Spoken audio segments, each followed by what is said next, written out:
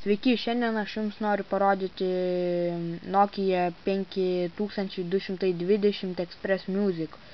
Taigi va, iš išorės jis atrodo šitaip, 3 mygtukai muzikos, pagarsint, patildint, memory card 2 GB, jeigu norite, galite nusipirkti, paskui USB kabelis, ausinukas ir atidarimas su mygtuku apačia. Tai va, pro šias dvi skylutes eina muzikinis garsas, yra ant telefono 2 megapikselių kamera, paskui taip, viduje galite rasti keletą žaidimų ir telefonas visai nieko. Na štai, paleisim kokį muzikos kala labai gerai.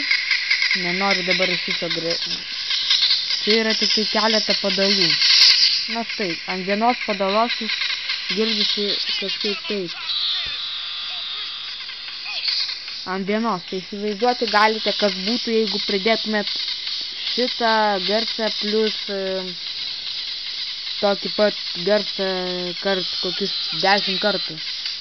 Na štai, mygtukai šie spindi, šviečia, kada paspaudžiat, čia kroviklį įkišti. Na štai,